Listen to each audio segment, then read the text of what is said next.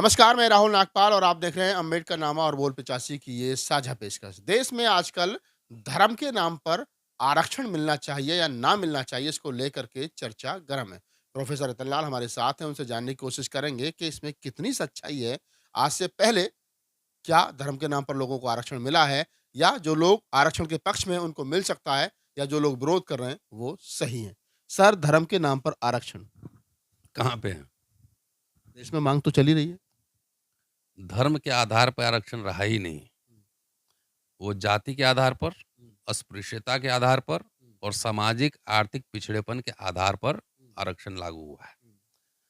आप देखिए, मुसलमान में ओबीसी लिस्ट है ना, मंडल कमीशन का रिकमेंडेशन, बिल्कुल, वो धर्म के आधार पर दिया जा रहा है कि जाति के आधार पर दिया जा रहा है? जाति का आधार ओबीसी में ब्राह्मण है कि नहीं?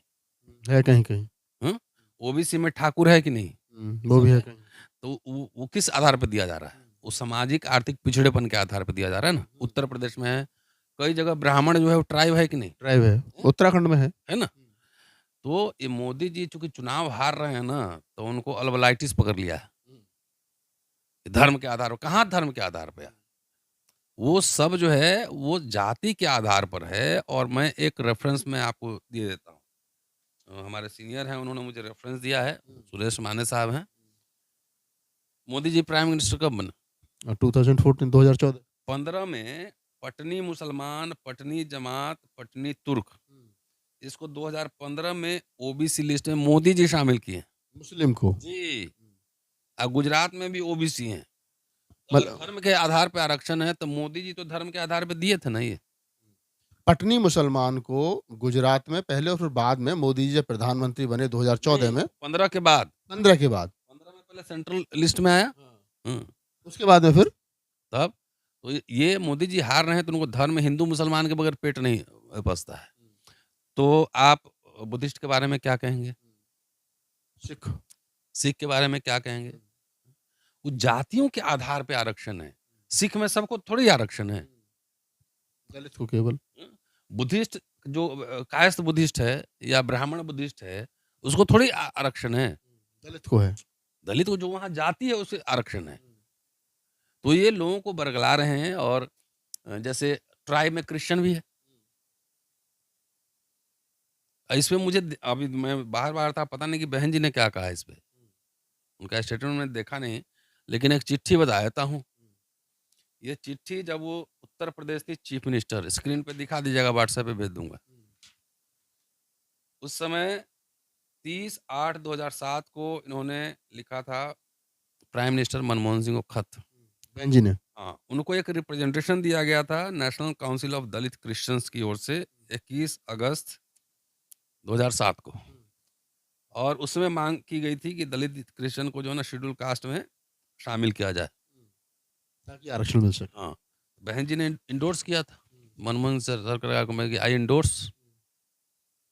तो जाति के आधार पर उन्होंने इंडोर्स किया था ना, दलित क्रिश्चियन दलित क्रिश्चियन, जो क्रिश्चियन में दलित समाज है, उनको आरक्षण मिलना चाहिए। दलित होते। इसलिए ये डिस्कोर्स जो है ना, घिसा पिटा डिस्कोर्स है।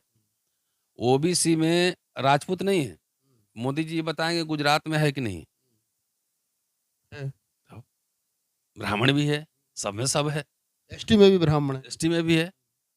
तो ये सबको तो हटा देना चाहिए उसमें से। वो ओरिजिनल एसटी का हक खा रहा है। और सबसे ज्यादा छुआछूत कहाँ है? वहीं पे है। देवभूमि में। और देवभूमि में एसटी में ब्राह्मण। देवभूमि का मतलब है वर्णाश्रम धर्म। पहाड़ों में जाइए, वहां सबसे ज्यादा छुआछूत आपको मिलेगा उधर। ठीक है? तो ये लोग तो आरक्षण भी ले रहा है, एट्रोसिटीज भी कर रहा है।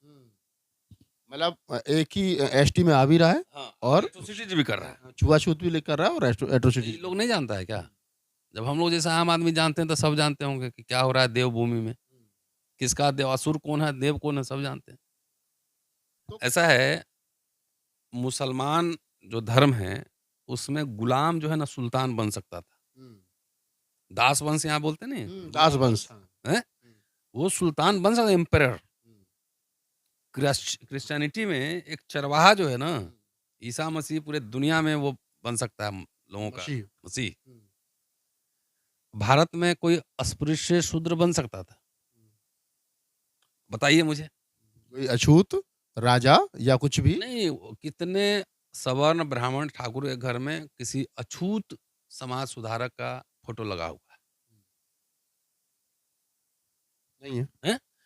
तो धर्म के आधार पर आरक्षण जो है ना, वर्णाश्रम धर्म में है, जिसको तथाकथित हिंदू धर्म कहते हैं। आरक्षण, असली धर्म पे आरक्षण तो हिंदू धर्म में है।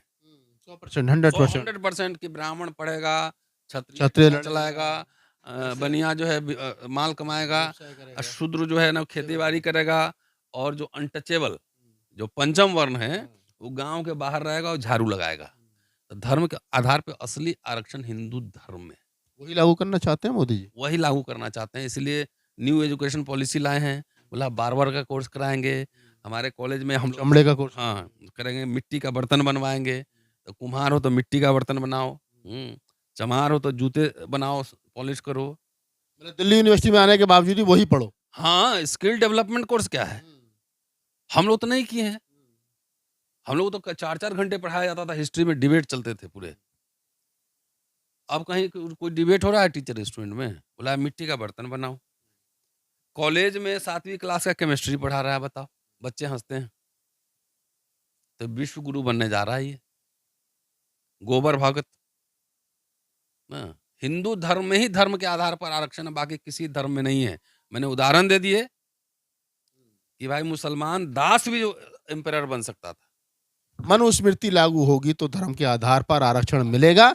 जब तक संविधान रहेगा तब तक धर्म के आधार पर आरक्षण नहीं जाति मिलेगा। के आधार पे दमन हुआ है, सामाजिक आर्थिक पिछड़े पर के आधार पे सब हुआ है, तो जाति का नहीं है। मोदी जी खुद ही वो जो ओबीसी। ना ओबीसी है, मुसलमान को आरक्षण दे रहे हैं, पटनी हाँ।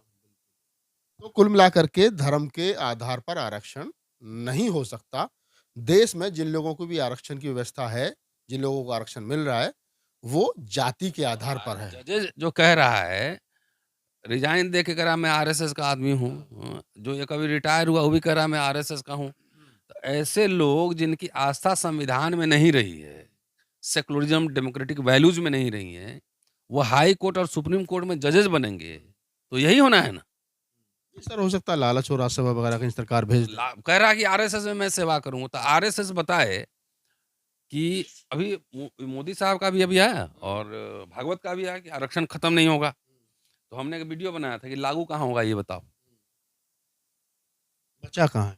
बचा कहाँ ये बताओ, लागू कहाँ करोगे ये बताओ। आपने एयरपोर्ट पे जाओ तो सीआईए से आधा वहाँ प्राइवेट आ गया। क्लास 4, क्लास 3 सब कॉन्ट्रैक्चुअल हो गया। जॉइंट सेक्रेटरी अब लैंड कर रहा है ऊपर से ऐसे कंपनी से। ठीक है जी?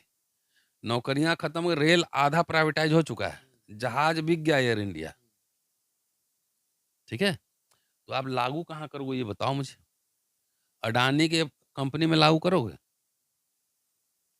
तो दलित समाज को बच के रहना चाहिए इन लोगों से, और जो दलित पार्टी इंडिविजुअल बाप भी अपना इन लोगों के साथ हो तो बाप को हरवाओ। और मेरा ये कमिटमेंट है। कोई ओथ वाला? अरे शपथ दिलवाया मैंने कॉन्स्टिट्यूशन क्लब में, उसका बहुत फर्क पड़ा है। वो महाराष्ट्र में भी कई 22 बुद्धिस्ट संगठनों ने शपथ दिलवाई कि अपना भाई रिश्तेदार, जात तो दूर की बात है, अगर खड़ा हो तो उसको हरवाओ। कोई एक वोट अब इधर उधर बर्बाद मत करो, बहुत ये गंभीर लड़ाई है। संविधान के प्रोविजंस अंदर से बदल दिए गए ऑलरेडी। तीसरी बार अगर आ गई नहीं सरकार, तो वही मैंने बार बार कहता हूँ ना, खाली टाई गले में रहने देगा। टाई गले में रहने देगा, बाकी सब जो है वो आपकी आंखों के सामने कहते रहना कि लुट बाबा साहब टाई जाएगा। पहनते थे। हाँ, तो टाई रह जाएगी ना, बाबा साहब सब टाई पहनते थे, कोट चला जाएगा। अगर टाई के साथ-साथ कोट और पैंट भी बचाए रखना है, तो फिर कम से कम वोट डालते वक़्त इस बात का बेहद ख़्याल रखा जाए कि संविधान और लोकतांत्रिक ढांचे को बचाए रखने की लड़ाई है। अगर आपको लगता है कि इंडिया गठबंधन या अन्य कोई पार्टी, हम किसी पार्टी के प्रवक्ता नहीं हैं, लेकिन अगर कोई ऐसी पार्टी जो संविधान को बचाने की बात करती हो और मोदी सरकार को या बीजेपी को हरा सकती हो, तो अपना वोट खराब मत करिए। उन लोगों को जिता कर के लाइए जो संविधान को बचा सकें और लोकतांत्रिक ढांचे को बचा सकें। धन्यवाद।